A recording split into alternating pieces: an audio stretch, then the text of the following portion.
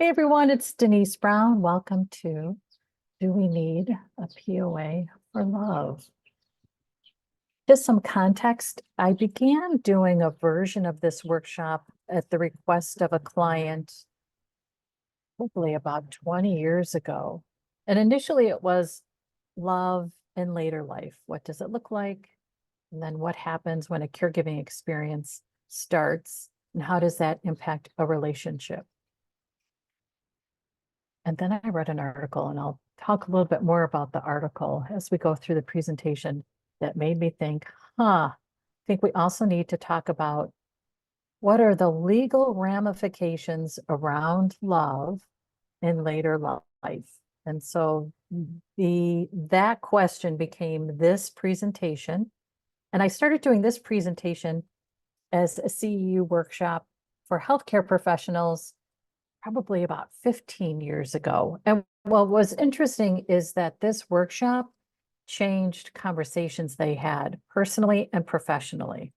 And that's why I like to do the workshop. So let's start just quickly. I started helping family caregivers in 1990.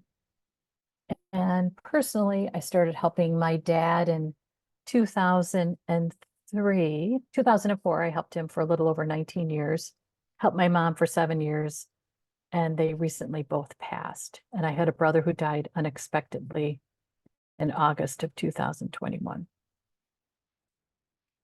So here's a question that we all say no to, right? Does love end as our life ends? It does not. It does not. I just had a conversation with a colleague who shared what her dad's last day was like. It was all about love. And he was experiencing love as he was on earth from heaven. So love takes many forms as we get into later life. So just some quick stats around how sexually active we remain throughout life. 31% of men over the age of 80 are sexually active, 14% of women. And we know that sexual activity among men continues because they have help with medications. So that has changed the profile of sexually active individuals. And then 10% of persons 90 years and older are still active. And then in terms of how do we feel about sex as quality of life, 50% of a study that was organized by AARP said, yes, it's still important to my quality of life. And then interestingly enough, I was getting ready for this workshop, and there was an article that I just saw this weekend that has new stats from National Poll on Healthy Aging that says 40% of adults 65 to 80 are still sexually active. So let's think about, how do we define love? So I used to own an online community where we had family caregivers as bloggers. I have always thought family caregivers are the expert and they need to be presented as such. So we started blogging as family caregivers in 1999, and then that kind of expanded into podcasts, video shows, conferences. One of our bloggers was named Judith, and this is a photo of Judith. And Judith would blog about the outfit she would wear to her husband's chemo treatment. And before they left the house, Nelson would take a photo of Judith. And Judith really looked at clothes and accessories as art. And her outfit was artwork. And it was so interesting to have this perspective of, this is what I wear to my husband's chemo treatment. And then for her to say specifically, she would describe the accessories, what she chose, why she chose it, how she put it all together. And then it always included a photo by Nelson. I always thought that was such a beautiful expression of love, the expression of love from Judith. I love you. I am here for you. I'm going to look my best for you during a difficult day. And Nelson expressing his love through appreciation of who she is. I appreciate you so much. I need to take a photo of you before we leave the house.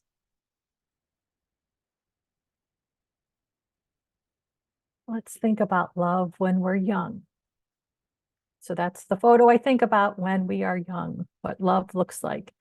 And then what does love look like when we're older? I'm not going to say old, I'll just say older. And that's a photo that I found. We are connected, we are together, we are going through life as companions. And Deb, feel free to jump in with any thoughts that you have as we go through today's presentation. Okay, but we know that as we get older, we also could have health issues, including cognitive impairment. So if a cognitive impairment changes us, what happens to our new desires because of our cognitive impairment? And then if that changes a relationship, how do we cope with the evolution of that relationship? So I've got some love stories for you. I met Dick and Jeannie probably about 15 years ago. At the time, Dick was 92 and he was active in our online community and he led a men's only support group. His wife had died. As he was caring for his wife, he attended a support group meeting. Jeannie, who was caring for her husband, was at that same meeting. They struck up a friendship and then they fell in love and pursued romance. Now, at the time, Jeannie was still married and her adult children were aghast, absolutely appalled that her mother was pursuing this romantic relationship while their father resided in a facility. And when I met Dick and Jeannie, Jeannie would share with me, my husband doesn't know who I am. I want to be happy. I wasn't sure what to think about that. That was one of my first real life experiences with this. And it was in 2000, so 24 years ago. Jeannie was 15 years younger than Dick. So you would think Dick, who was 92, Jeannie, who's 15 years younger, would have another caregiving experience. And soon they did, but it was Jeannie who was diagnosed with a brain tumor, and Dick took care of her until she died. And after that, I kind of really had a different perspective about life. It's too short. I'm not sure that anybody can really sit in judgment. Now, it's more nuanced than that. I was not Jeannie's adult daughter. My perspective might have been very different depending on my relationship with Jeannie. And as a casual friend, it was easy for me to stand back and say, whoa, we don't know what time will do. You probably are familiar with some of the other stories like Barry Peterson and Jan. So Barry Peterson was a news reporter. He worked for CBS. His wife was diagnosed with dementia, and Barry started dating and was very open about the relationship he had with his girlfriend. And his girlfriend took on a role of helping Barry to take care of his wife. So she became part of the care team. I want to skip over Bob and Dorothy for just a minute and go to B. Smith and Dan. Now, you probably are familiar with their story as well. B. Smith was a famous restaurateur. She was diagnosed with early onset. Dan, her husband, cared for her. And toward the end of B's life, Dan began dating and actually moved his girlfriend into the home that he shared with B. And one of the news outlets, and honestly, I can't remember if it was Washington Post or New York Times, did a story about B. Smith and Dan. And it was at the time that the girlfriend was living in the home. And it was interesting because the reporter was really looking for any kind of awareness that B had around this relationship. And the reporter's perspective was that B did not like the girlfriend. that she wasn't necessarily aware of time and necessarily, I guess you could say, reality, but she saw this girlfriend, even though she wasn't defined as a girlfriend to be, as someone who was a threat. And so in periods where B had lucid moments, she didn't like the girlfriend. I always remember that as being very interesting. Diane and Denzel were profiled in a New York Times article last year. I'll share links to these stories before we close because that is a story worth reading. Diane's daughters and Denzel had this long, drawn-out battle over Diane's money. Diane ultimately married Denzel, who was the former father-in-law of one of the adult daughters. An adult daughter divorced, and that was her former father-in-law, who then started dating Diane. Long drawn-out battle of would Diane, without a cognitive impairment, have chosen to marry and be with Denzel? Or was it a cognitive impairment that was creating a desire that wouldn't have been a desire in Diane had she not had that cognitive impairment? Okay, so Bob and Dorothy were profiled in a Slate story, probably in around 1998. And I'll include a link to this story as well. Bob was a player and he resided in a nursing home. Everybody loved Bob and he had lots of girlfriends. And then Dorothy moved in and Bob only had eyes for Dorothy. They fell in love and they do what people who are in love do. They had sex. Bob's son stopped to visit Bob, walked into their room and saw them having sex. And for lack of a better way to describe his response, he completely freaked out. He got the staff involved, he got the administration involved, he got Dorothy's daughter involved, and the staff had to do whatever they could to keep Bob and Dorothy away from each other. Bob's son was power of attorney for Bob. But they were in love and they always found a way to get together. They always found a way to have sex. And it became a huge issue within the facility between staff, those who supported the relationship, those who didn't. Dorothy's daughter was thrilled that her mom was happy and in love, had no issues. It was Bob's son. Ultimately, what happened is Bob's son moved Bob out of the facility. And Dorothy was heartbroken, and her response was a significant decline in health. Bob and Dorothy both had cognitive impairments. Even though Dorothy had short-term memory loss, cognitive impairment, she knew Bob no longer resided in the facility, and she ached for him, and she died aching for him. What I think is so interesting about these stories is they are all different in terms of the specifics and thinking through how do we manage them, which is why I think we need to help our power of attorney manage these situations for us. We need to have conversations so that our power of attorney understands our values and belief systems. Okay, so when we think about these stories, we can think about the impact. The impact on the carees differs depending on the situation. For instance, the story that I told about Dick and Jeannie, Jeannie's husband had no idea about the relationship.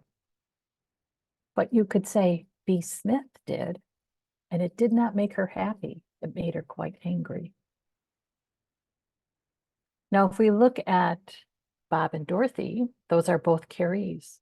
Their relationship made them very happy. They were in love. They were fulfilled. They loved to be together. And again, it's interesting to think that Bob was a player until Dorothy showed up and he only had eyes for her.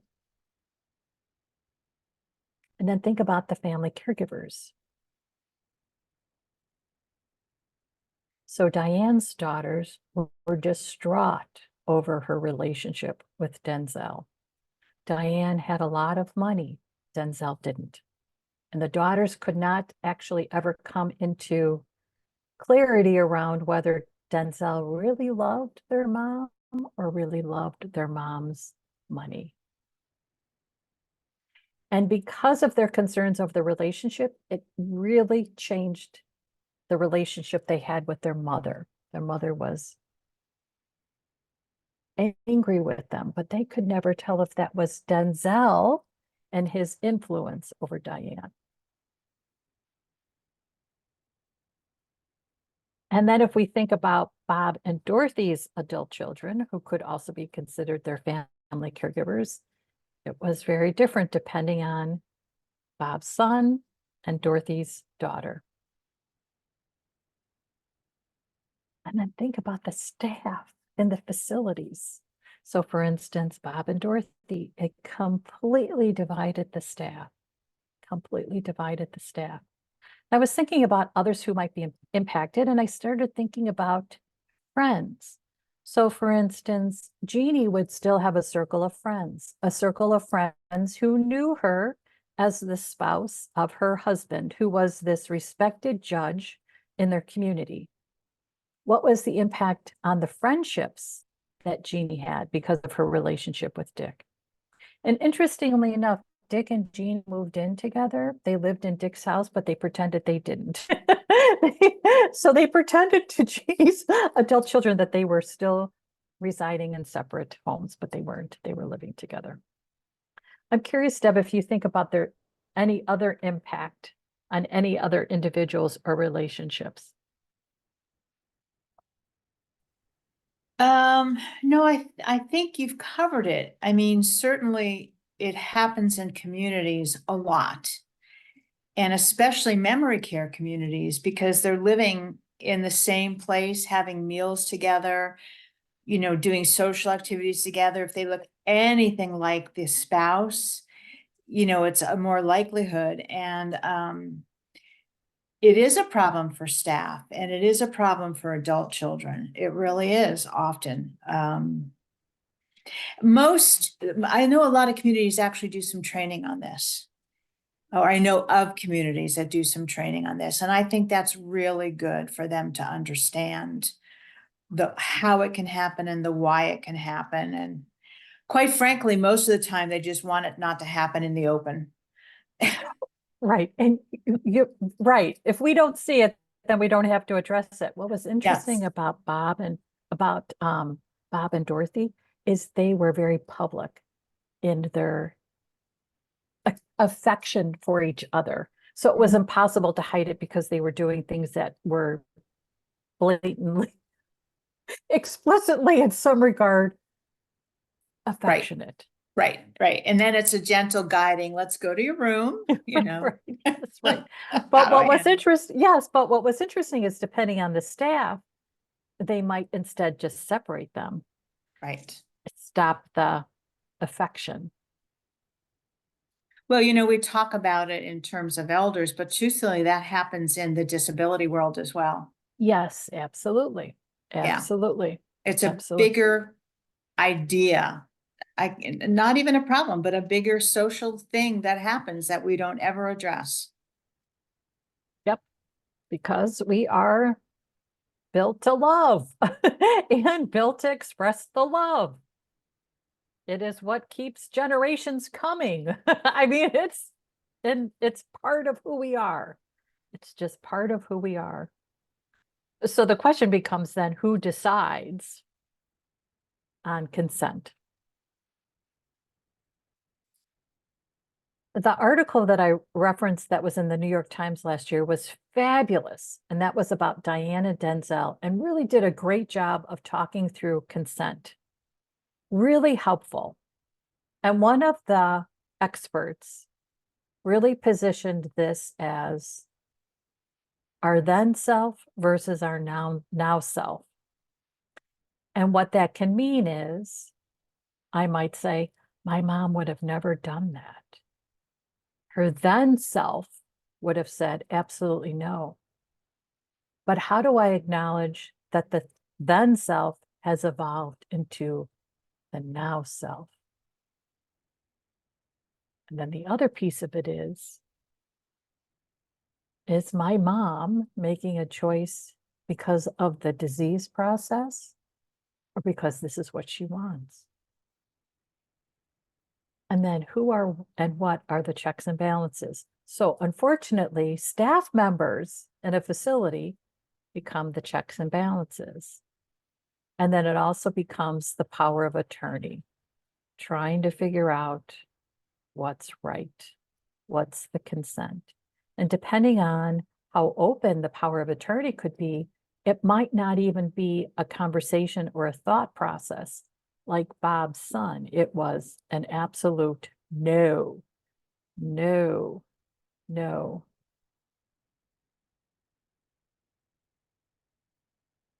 When we think about a power of attorney making decisions on our behalf, when we can't, we think about decisions related to a diagnosis.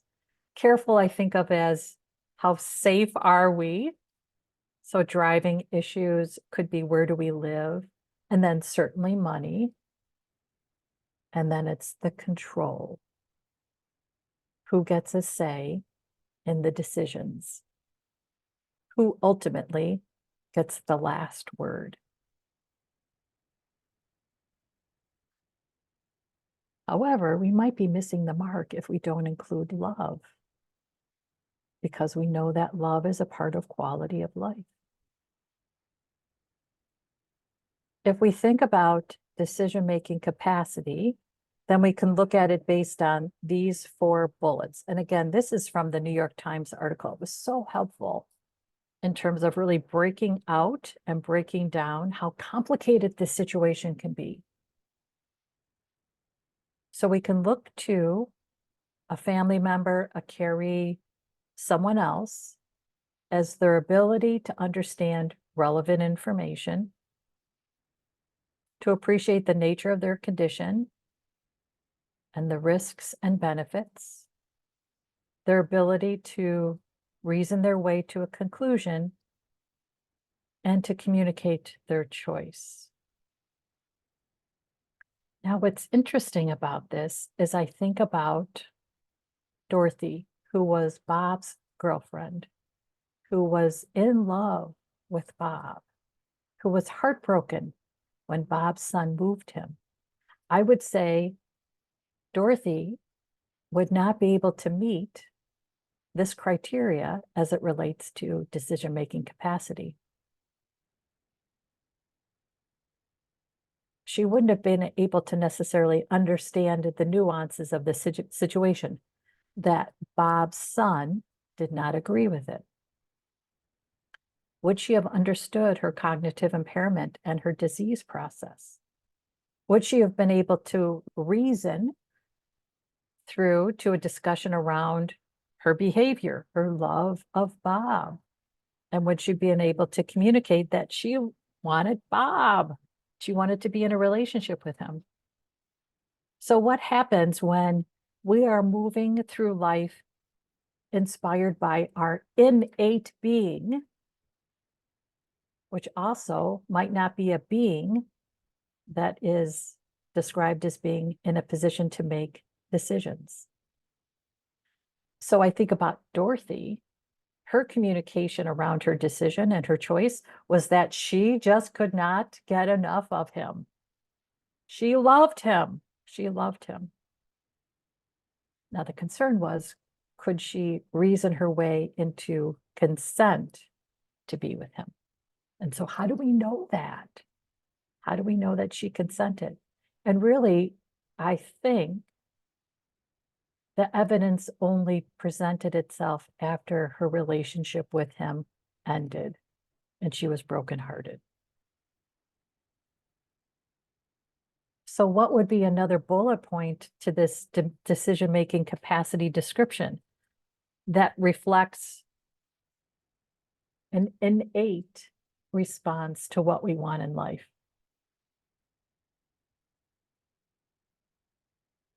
I don't know. I guess, is it that we measure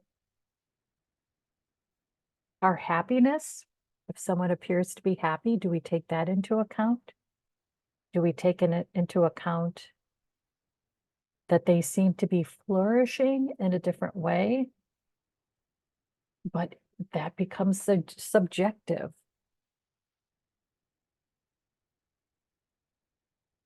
So I love these bullet points. And then I think about Dorothy and I think, but that's not the whole story. There's a different way to tell the story. So let's think about the what ifs. And Deb, feel free to chime in. So what if, when we are creating our power of attorney, we have a conversation around what could happen? That means the individual we have designated as a power of attorney is no longer appropriate.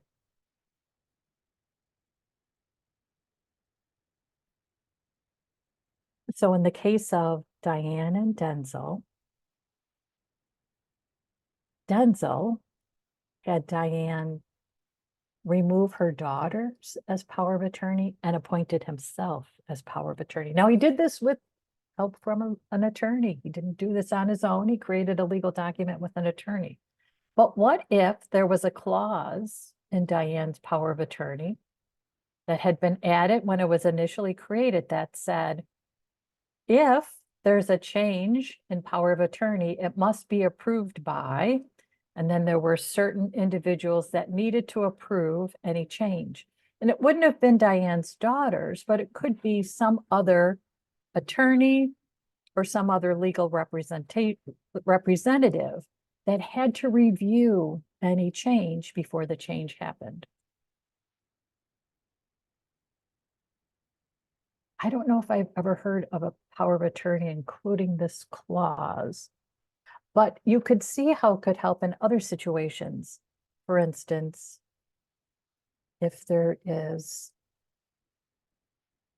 a girlfriend who shows up, for instance, and it's, my widowed father, and he starts to date someone, and next thing I know, she is his power of attorney because she found an attorney that could help her do that.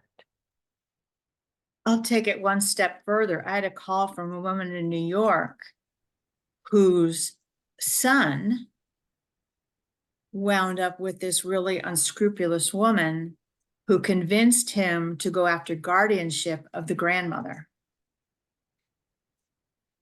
And she didn't know what to do. Unfortunately, I don't know anybody in New York, so we talked about those resources and where she could go for them. But yeah, absolutely. I think this is a really, really interesting idea on so many levels. And it could be that there's certain steps that have to be achieved in order for anything to be revoked.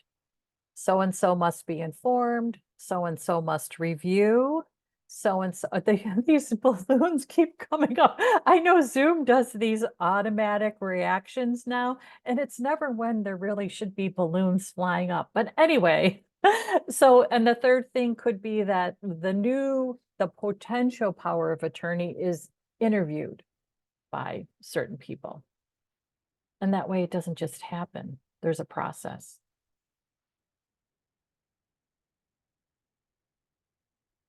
Yeah.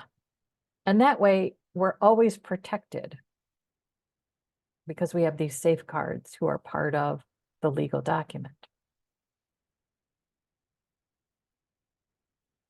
And then what if it included some statements around our values and priorities?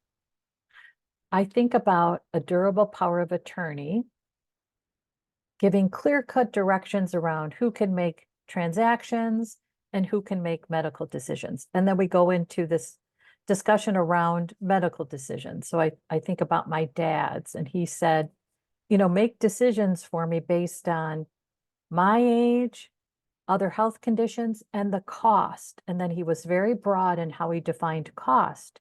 and he included costs to family.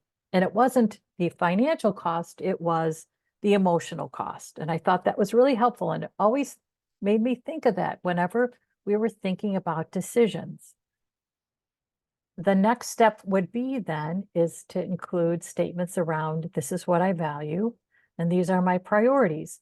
And it's not just, I'll just add this in. It is a conversation about why I'm adding it in. So when I used to do this presentation on a regular basis to facility staff, we would talk about it as it relates to residents of a facility. And then they would always think about it from their own perspective. And we would start thinking through what are the certain situations that could happen and how do you feel about it? So for instance, if you have a diagnosis of dementia and you're married, how do you feel about your husband having a relationship? At what point in the disease process do you feel like it's okay for him to pursue a relationship? Or do you say absolutely never? And if you spell it out and you have a conversation not only with your spouse, but maybe your adult children, then everybody's on the same page. Everybody has heard the same information, which is reflected in the legal document. I happen to have an attendee who came to the workshop, and then she reattended a period of time later. And after the first workshop, she went home and she had a conversation with her spouse, and she said, let's talk this out. I'm going to hear what you think, and then I'm going to tell you what I think. And she had really thought through what she's comfortable with. And she decided if she had dementia and was residing in a facility, her husband could date, but he couldn't bring the girlfriend into their home. So that was her boundary. And I thought that was so interesting that not only did she decide it was okay for him to date, but she went the next step to think through, okay, but what does this look like? And what's okay with me? And so she said, you can date, but you just can't bring her to the house. I thought that was really great. They had a whole conversation about it. So we can have a conversation about it and talk out different scenarios. And then we can also create not only our beliefs around those scenarios, for instance, but they become these priorities in our power of attorney. I'm curious, Deb, if you think about a priority you might have related to your quality of life that you had never thought about adding into a power of attorney, but now you think, maybe this could be it. And it could be, so for instance, I think about Tucker. Okay, yes, okay, go for it. No, well, you're going to laugh about this, but I recently redid all of my legal documents because they had my dad's name and he's gone 8 years. And so in my will, off the top, there is money for Tucker designated to go somebody who said that they would take care of them. Tucker, by the way, is my dog to anybody who's listening. And then I did some charities and some other places. And then the estate went to my brother and then, my brother and my sister-in-law. But what was so funny is I was talking to my brother. I said, look, Kev, I'm just going to tell you, in the estate, there's money off the top going to Tucker. And God bless him. He said, as it should be. I said, but you're the beneficiary of my, of all my investments. So you'll be sitting pretty anyway. It won't matter. And he said, well, when you come down, I just picked some fresh mushrooms. We'll have to cook them up while you're here. So it became a wonderful, lighthearted conversation, but that was absolutely a priority for me. I wanted to know that the person I trusted could take care of him for me and have the money to do it instead of making that burden hers. And you could also add in your durable power of attorney that if someone has to make a decision based on where you reside, you have to reside somewhere where pets are welcome. And it could be not just that pets are welcome, but pets are also a resident, for instance. If they can't find somewhere where Tucker could go and live with you, they have to find somewhere where Tucker can visit as often and as much as he wants. Yep. Wouldn't that be nice to be able to include that so that people aren't thinking, what about Tucker? What do we do? Oh, we just make sure we're not visiting any facility unless we know that they have a really good policy around pets. Well, it's interesting because recently I've seen or heard some statistics about how many people stay in their home longer than they should because of their pet. Yes. It's why people don't evacuate. Yes, the When, same, why people don't yes, evacuate in an when there's, emergency. Yeah. yeah, when there's a weather emergency, if there's no place for a pet, they won't leave their pet behind. Of course not. I mean, it's, uh, I yeah, get yeah, it. yeah. I mean, you couldn't. Yeah, you couldn't. Yeah. So if we are really in tune with what brings quality to our life, we can include that as we think through what other parts of our power of attorney do we want to reference. And it could start with, what do I value? What are my priorities?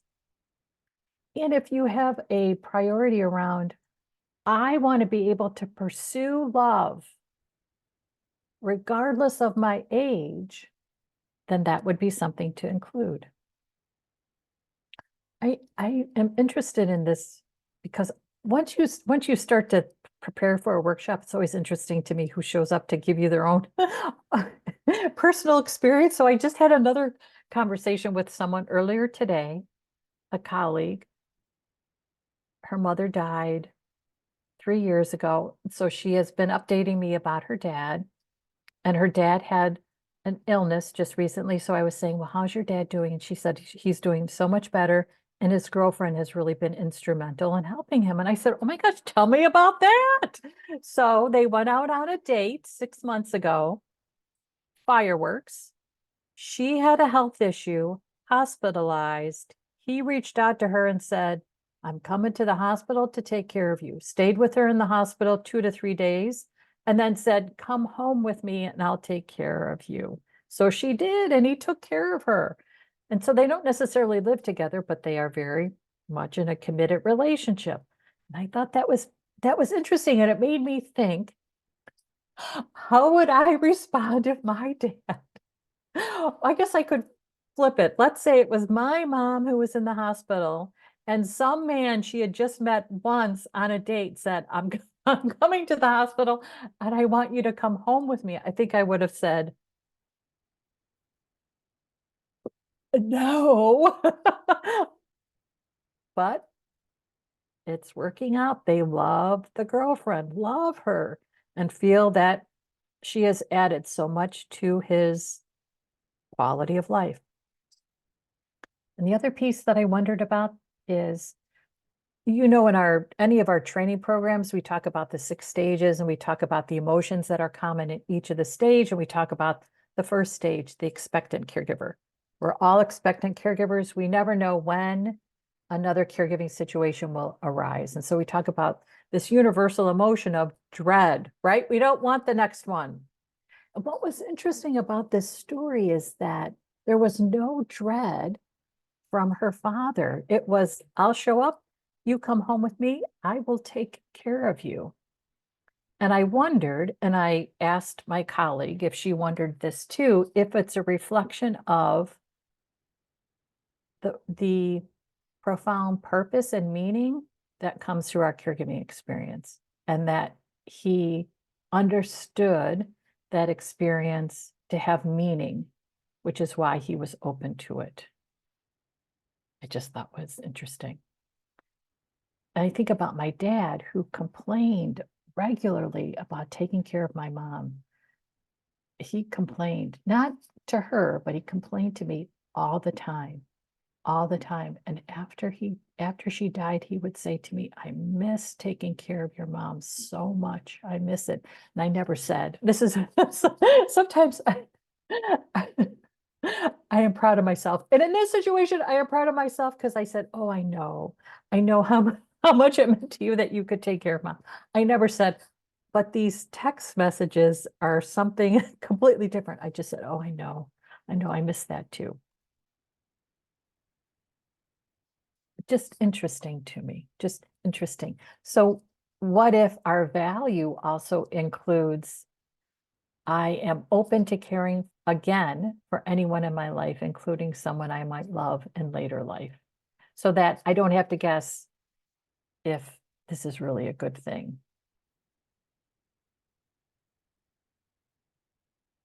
So how does love remain in our life, and the different varieties of love, and the different ways that love shows up for us, and the different ways that we show love? Oh, one of the things that I checked in with my parents all the time was my older sister. My older sister is a very difficult person, and she created a lot of difficulties within the family system. And finally, she said to us, "I'm out. Don't give me updates. I don't want to know anything about you or our parents." And my dad would say, "Well, just send her an update and see what she says." I'd say, "Okay." So I would send her an update, and she would say, "Don't send me her updates." She was very clear. And at the end of their lives, I had wondered, what do I do about whether or not she comes to visit? And so we had a long conversation with my mom at the end of her life. And what we decided was that my mom would just send her a note. So I went through my mom's stationery. You know how sometimes we have a tendency to keep like get well cards and happy birthday cards just in stock in case we need them. I showed my mom what she had in stock. She pulled out a card that she thought would be good. She dictated a little note for me to write in the card. I had her sign it. And that was how we figured out about Marianne and visiting. So Marianne didn't come to visit, but it was a conversation really about love. What does this mean? And my mom loved Marianne. It was heartbreaking for her, absolutely heartbreaking. And she would regularly say, what can we do to get Marianne back in the family? And it was beyond us. And so we were very open to what worked for my mom. And the reason we decided a card is because my mom said, "I just don't know about texting her. You know how she is." And so my mom just wanted to be in a good place. And so she didn't want to endure my sister's cruelty. And so that's why we did that. And then at the end of my dad's life, we had another conversation about Marianne. And he said, "I think you should reach out to Marianne." And I said, "Okay, what do you want from this outreach?" And he would say, "Well, I want her to come and help you guys." And I said, "She's not going to help us, but if you want her to come and visit you, I will reach out to her." And he said, "Nah, that's okay. That's okay." So that was that. That was that. So I guess I hadn't thought about this in this way, but it's also the conversations about loved ones in our life and how do they integrate in their visits at the end of life. And I always wanted to be open to whatever they wanted. I would follow their wishes, which is why I always checked in about it. So really, when we think about checks and balances, if we're more explicit and expansive in using a durable power of attorney, I wonder, could it help with family disputes? Could it help with conflict? Could it help prevent individuals like Denzel? And you'll have to read the New York Times article to decide if you're a friend or foe of Denzel, but would it help to actually not have had that happen? That Denzel had no ability to revoke one power of attorney and create another one on behalf of Diane. So I wonder if maybe our powers of attorney, as they are now, really reflect an easier time. And life has become so much complicated that we need to think through, how do we use powers of attorney now in a way that reflects what's happening in our world?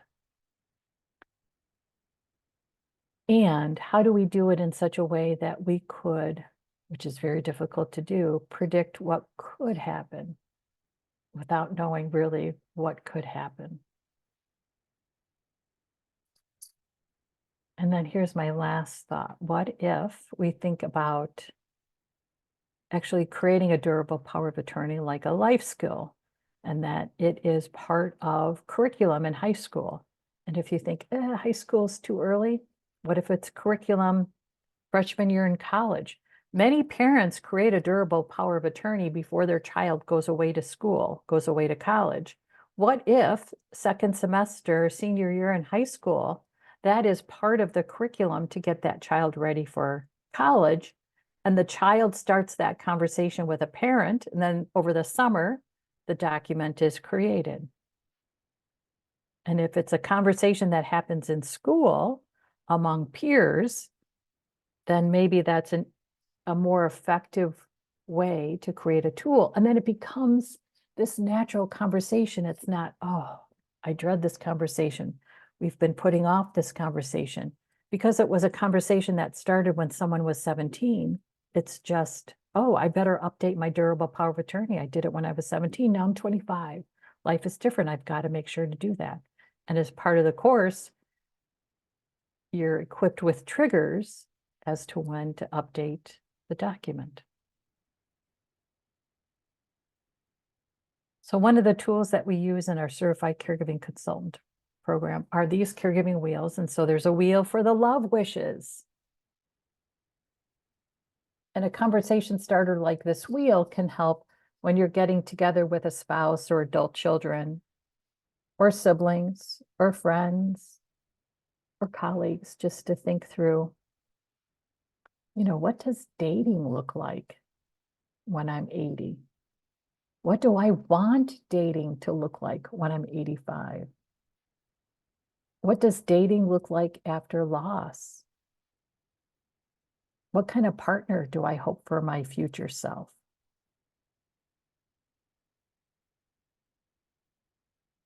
What do I believe about who and what makes up my family? Because we know that there is the family we're born into, and then there's the family that we choose. How do we ensure that the family today and that definition of family incorporates all our family members in the future? I wonder if there's one category that jumps out at you, Deb.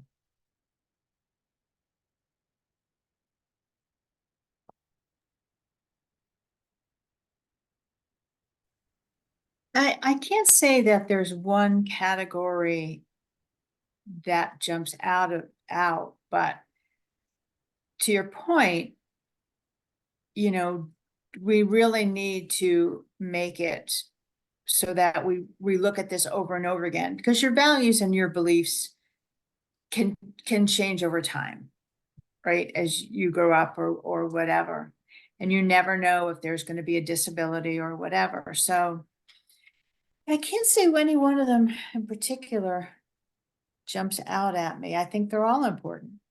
Yep. And maybe it's that we have a 5-year review where we review everything. Will, durable power of attorney, and then we pull out this wheel and think, okay, how current are these documents to my life right now and how I feel about my life right now and who's part of my life right now and who isn't part of my life right now. Sure. Yeah. If a marriage ends, that could drastically change your thoughts on some of these things. Or if you start a marriage later in life, it can drastically change some things. And if you start a serious relationship, but you don't want to get married, that would be something important to note. I'm happy in this relationship. I'm happy that he lives somewhere else and not with me, and I don't want it to change. Okay. Just our last minute. I wonder if you think about what we can do within our communities that could help around these issues.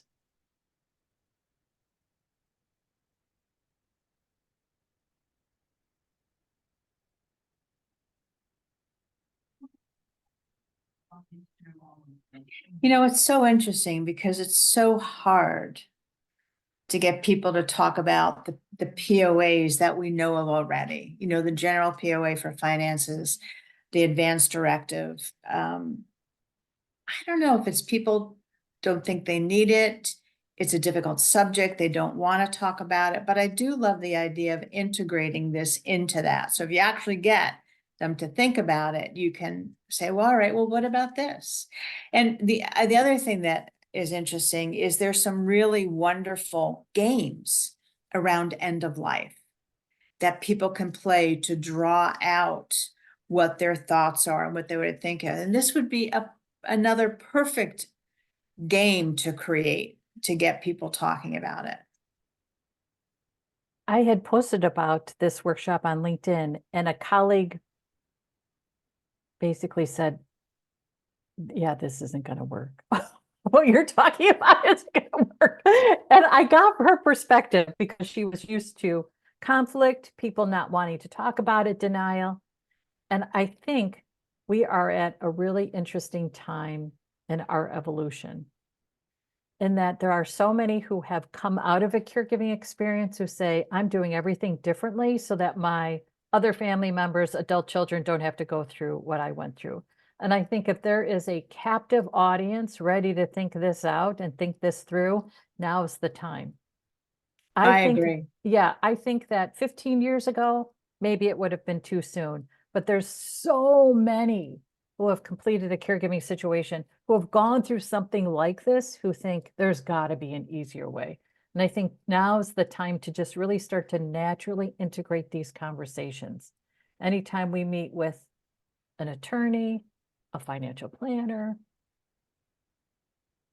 whoever it is that we connect with spiritually, to have those kinds of conversations, I think it's important that they become a natural part of the conversation.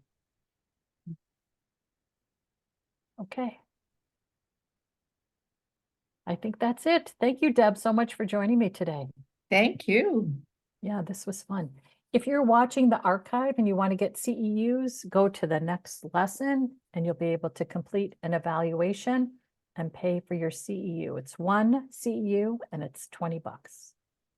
So I'm Denise Brown. Be sure to go to caringourway.com. We have lots of learning opportunities, lots of opportunities for you to connect with us during our future events. And we'd love to see you. Thanks, everyone. Bye-bye. Bye-bye.